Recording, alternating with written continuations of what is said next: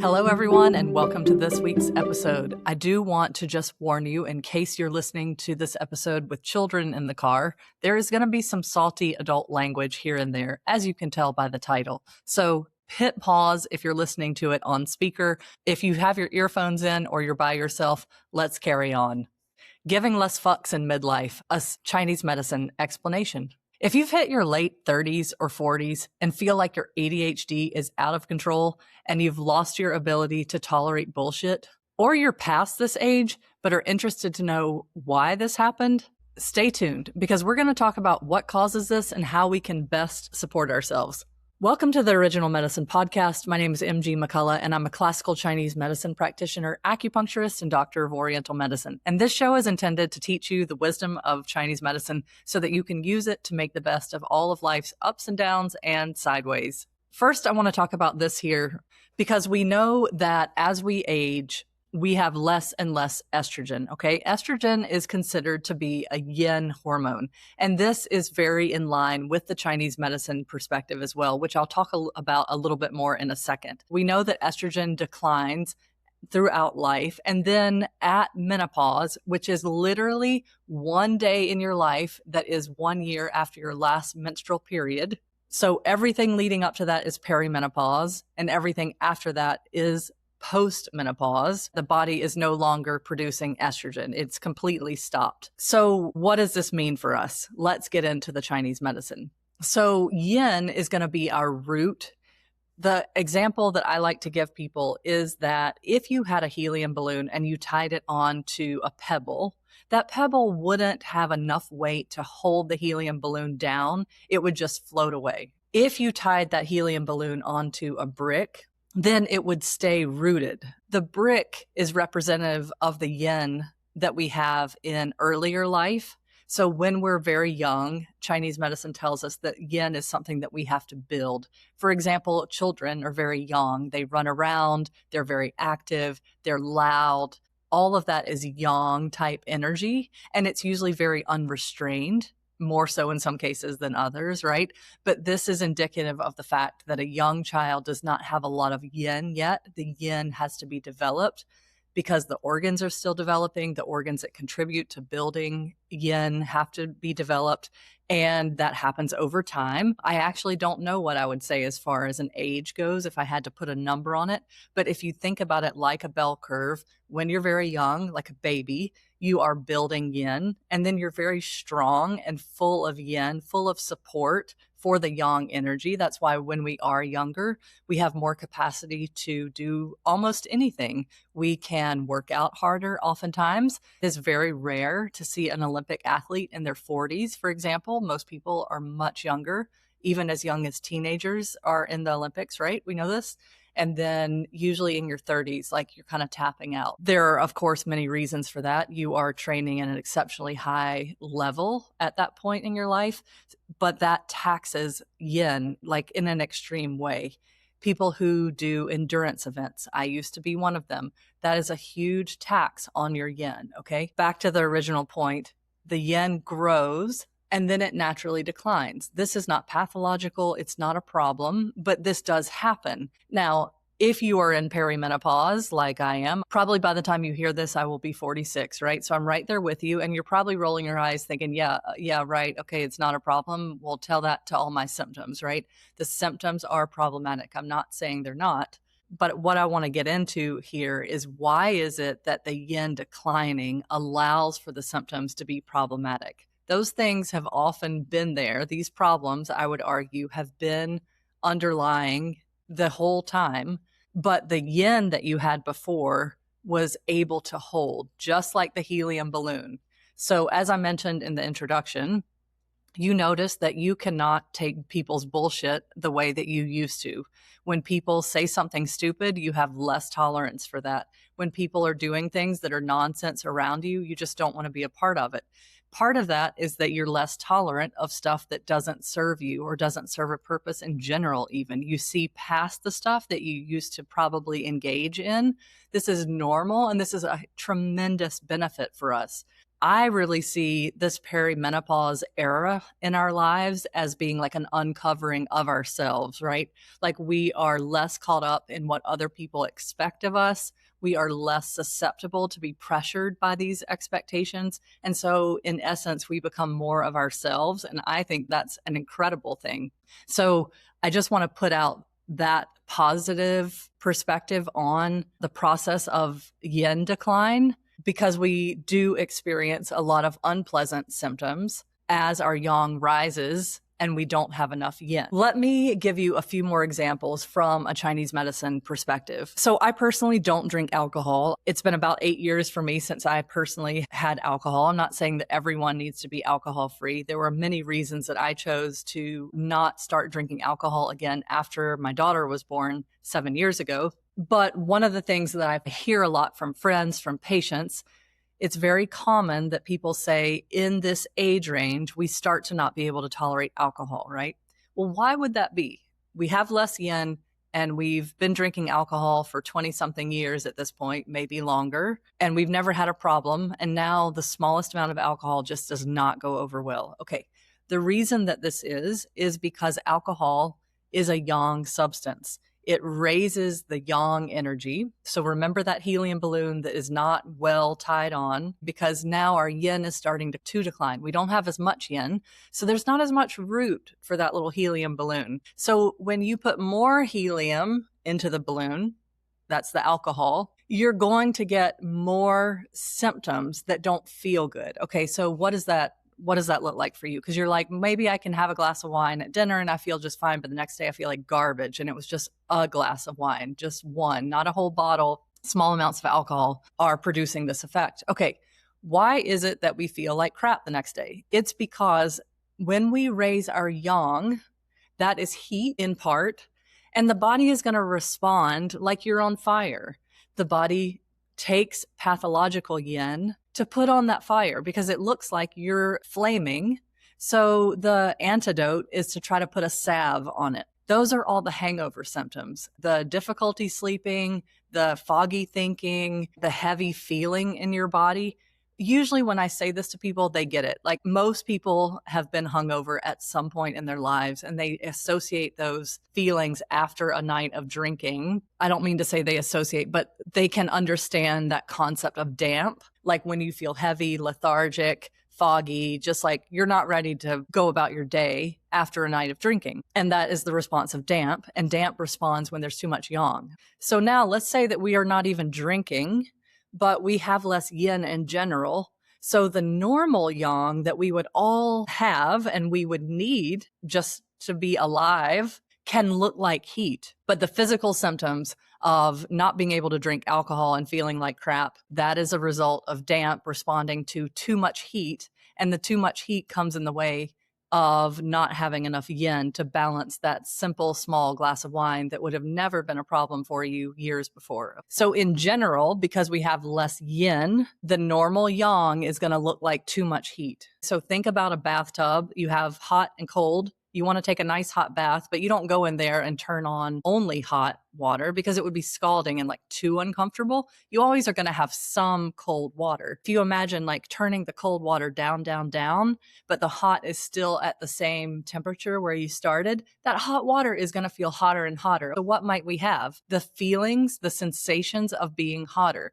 This is what happens to me periodically. I say to my husband or whoever I'm around, but I'll say, is it hot in here? And Jason will be like, no, I'm pretty comfortable. Okay, I know it's not the environment, it's me. I'm feeling a little bit hotter than usual. This is not, thankfully, a huge problem for me. And I think it's because I do so many of these things that support my yin, which we'll get into a little bit later in the episode. Those are the things that I really want you to know too, to ease your symptoms, because even if you don't want to tolerate people's bullshit, you still do have to live in the world. So we do still want to build yin and support our yin so that we can manage our lives. Okay. But back to the example of too much heat in relation to not enough cooling is simply maybe we're also going to get night sweats. Okay. This happened to me postpartum. And so maybe for you too. Having a baby is a tremendous drain on your yin. You lose a ton of blood. It's a tremendous outlay of physical energy, even if you have surgery that is really taxing on your body. So after that, your yin is depleted. Your yang might still be the same, or because if it was a traumatic or difficult situation when you were birthing your children, your yang may be kind of an overdrive. So again, that would look like too much heat in relation to not enough yin.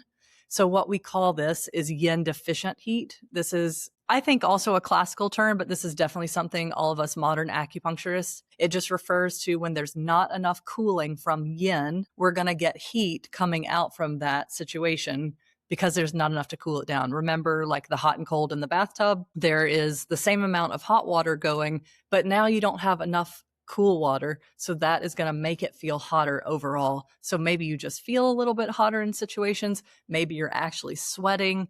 Could be either. Okay. But hopefully that paints the picture for you of what's going on. And then people say, I'm not drinking alcohol at all, but yet there are a lot of times where I have these symptoms. I do feel like, oh, I just feel kind of lethargic. Like I don't have the energy that I want, the energy that I used to have.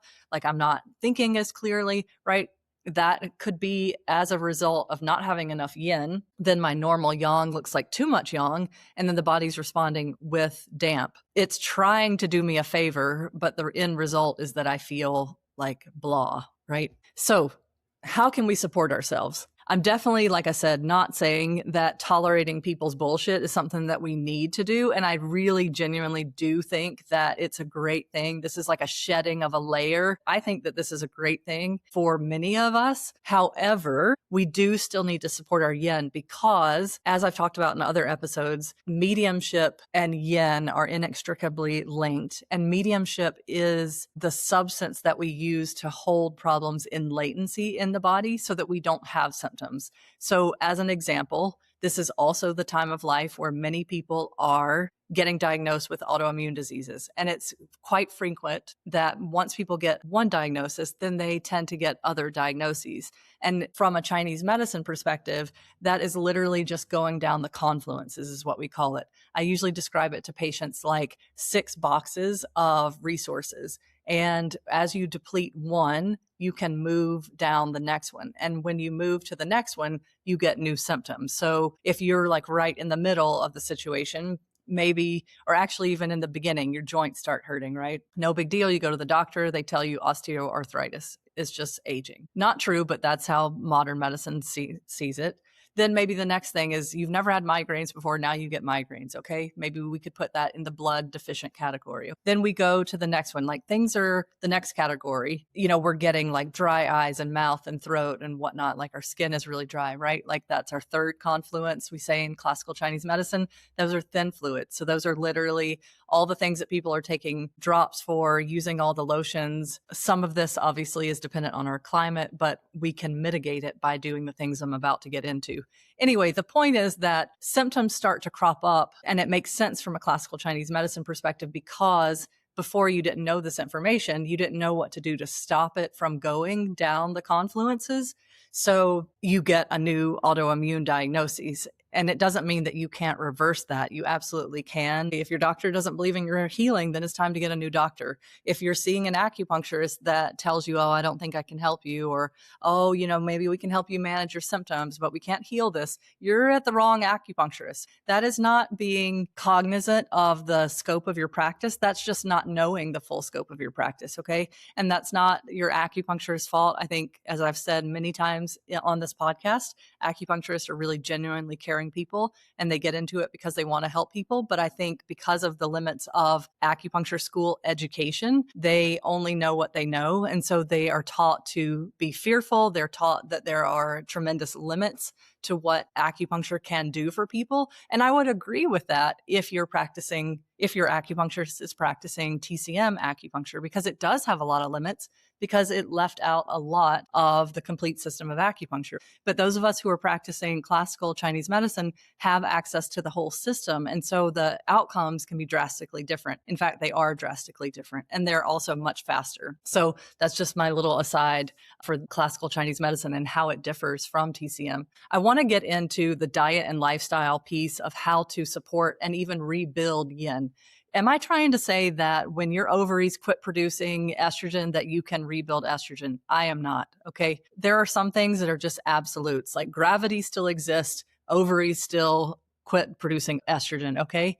But there is an element to yin that is also energetic, and that is what we're working with in classical Chinese medicine. So that's what we're going to talk about, okay? So even if you do not have functioning ovaries anymore, you're on the path for them to not be functioning, we can still support. And I think that you will find like tremendous benefit in like just making some tweaks to your diet. Now, modern medicine is really pumping us with the information about high protein diets. And a lot of people have a lot of opinions about this. I really dislike health and food trends. The other day I saw a headline that said fiber is the new health food trend. And I was like, that is such a fucking joke. Fiber is always important. Plant diversity is important. I used to personally track how many plants I ate a week so that I could target eating 40 different plants a week. I believe that phytonutrients are incredibly important. And I also think that animal products are extremely important to your diet. And if you are listening to this and you are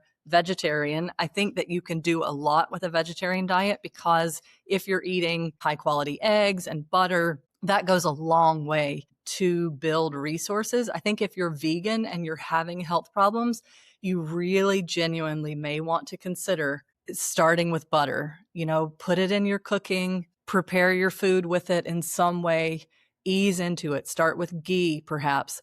However you want to do it, not only the nutrients, but the energetic of consuming animal products is really important for supporting yin. I meant to share this story earlier when I was talking about alcohol consumption. I was with a friend on New Year's Eve this year who is a bit older than I am and, you know, struggling with the heat. She's also vegan, and she was drinking wine at this party and just like sweating like crazy. And she was like, oh God, you know, it's so annoying, blah, blah, blah. And of course, like I didn't say anything about this to her at the time, but I was just watching it in action. That is a result of the yang being raised by the alcohol. And then she doesn't have the yin that she used to. So now she's like in a sweat, right? Very uncomfortable, very unpleasant, but the general public doesn't have this information, right? So here we are on this podcast. Thank you for listening.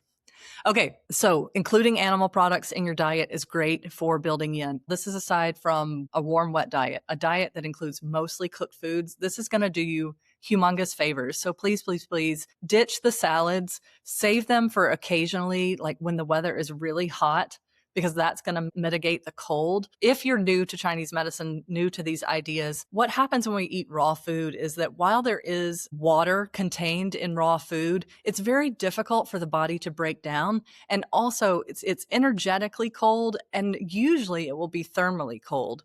And what happens when we introduce cold to the body is that it congeals. So it's like stopping energy from flowing, which is creating a stagnation, which will then create heat. And if you just heard me say that and thought to yourself, oh God, like, what is this?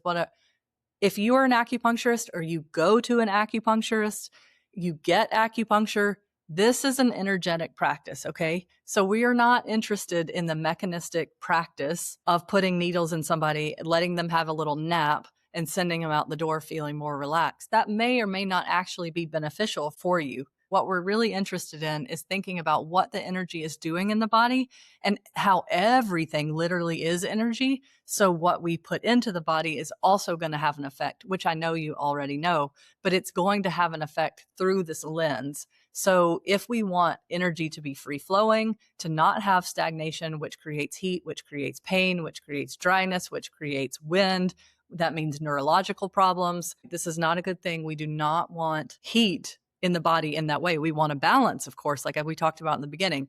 We want hot water, we want cold water to have a nice warm bath because we're living, breathing creatures that are warm-blooded. But if we're eating a lot of cold, raw food, this lends itself to creating a stagnation, which lends itself to other things that we do not want, like heat. Heat could be loosely translated to inflammation. So if you have had some blood work done or other tests and people say to you, you have inflammation, the way to deal with that inflammation is not to have a green smoothie every morning because that's way too raw. Yes, eat your greens. They're amazing, but cook those greens like a light steam, a light saute with animal products. The animal products are going to help you build yin, including fat in your diet. And the greens help you from getting stagnant. They move energy, they drain because they're bitter. We really do want to eat all foods, but we need to be cautious about how much cold food we're eating because that doesn't produce the effect that we're going for. So including whole cooked grains in your diet, including animal products, including fats. And then I want to talk just real briefly about including whole foods in your diet. What I mean by this is we are not going down the route of eating 4 egg whites and 2 full eggs for breakfast simply because that gives us a shit ton of protein. We can do a fairly high protein diet without eating in an unbalanced way. And I want you to think about what I'm saying here. When you look at an egg, you've got a yolk in the center, right? And you've got this whole other part of it that is white, and it's larger than that yolk. What do we think this looks like? You know the yin-yang symbol, the black dot in the white area and vice versa, the white area in the black? We are looking at the balance of yin and yang, and a yolk is super yin. That's literally how this animal is going to develop. And the yin is surrounding it. So we don't want a ton of yang substance going into the body because then that's going to produce more of an imbalance, right? But the egg is like already designed. Same thing applies with regard to meat. Like the way in the US we buy meat is that it's by cut, so you go to the grocery store, you're like, yeah, I want to buy some chicken. It's chicken breast or it's basically chicken thighs. You can absolutely buy a whole chicken, but that's a lot less common. I don't think this is a regular thing for a lot of people. So we're not eating the whole chicken, and that can also get out of balance. When people become too obsessed with this protein thing and they're going for really low fat and really high protein, that is all yang and very little yin. So I'm thinking of someone that I know loosely who recently had a terrible case of vertigo. That would be an example of wind, which I mentioned earlier. And wind would result from a lack of yin being able to root the yang. And then there would also be some damp at play. So if you remember back about 10 minutes ago when we were talking about how when the yin isn't significant enough to root the yang, that's going to look like a lot of heat in the body. So in order to help you out, your body is going to put damp on the situation, like a salve, like a balm. Well, that balm is damp that is resulting from too much yang. So when we eat out of balance, we're setting ourselves up for disaster, essentially. And not coincidentally, this person that I know does eat a very high protein diet intentionally with very low fat content for the purposes of managing weight and physique. And I completely get that as a former endurance athlete. I used to own a fitness studio. I've always been a pretty fit person until this phase of my life. So I definitely understand the desire to want to look a certain way and feel a certain way. But there are repercussions for looking and feeling a certain way at certain times in our lives. And I think during the menopause transition, I think we really need to be focused on supporting our yin and preserving our yin because we know that we have a concrete element of yin that is going to stop being produced in our bodies. This is just a biological imperative. Essentially, what this whole transition is outliving our endocrine system, and we need to support that in the ways that we can. The other thing I wanted to talk about with regard to lifestyle is exercise. Absolutely imperative that we're exercising. Again, as a former workout junkie, I used to do too much. So I really struggle with this consistent, moderate exercise.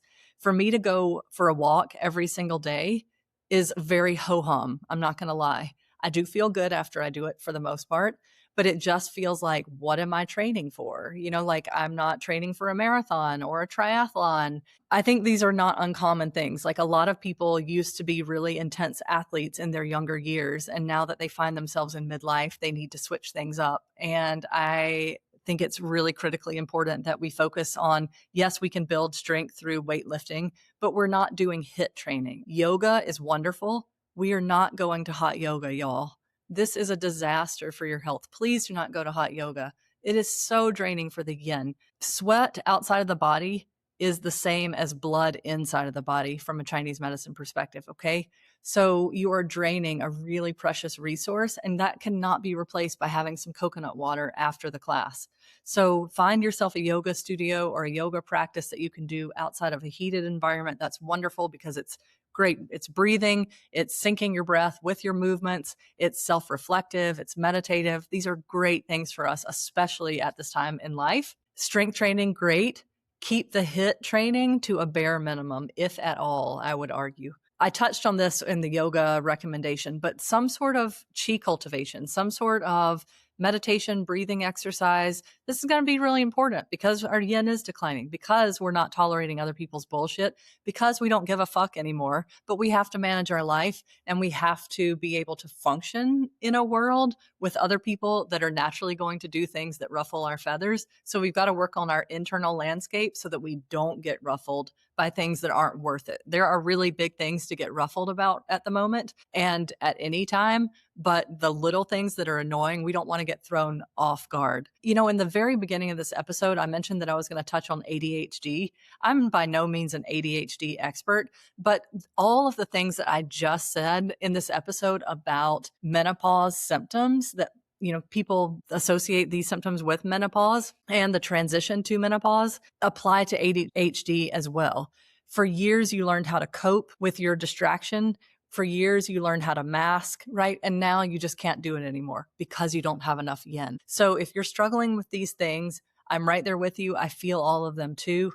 Try these lifestyle tips that I'm talking about. Try to adjust your diet. Try to adjust your workout routine. If you're still doing things that are really intense, like you're 25, maybe it's time to take a look at how you're going to exercise differently in this phase of life so that you can be strong and healthy for long term. And again, like regard to the diet, I absolutely think you can eat high protein, but go for warm, wet food. It's cooked in a crock pot or an instant pot. It's not grilled or like cooked in the stove so that it's like in the oven. So it's like dry. Like try to think about how you keep the moisture in the meat when you eat it. All right, y'all, we covered a lot in this episode, but we did it. We're there. Just to review, we're talking about brief synopsis of perimenopause and menopause from an allopathic medicine perspective. Obviously, I'm not going to go deep into that because I'm a Chinese medicine practitioner. Then we talked about what this looks like from a Chinese medicine perspective, the decline of yin, which is entirely natural, and in relationship to that, getting too much yang.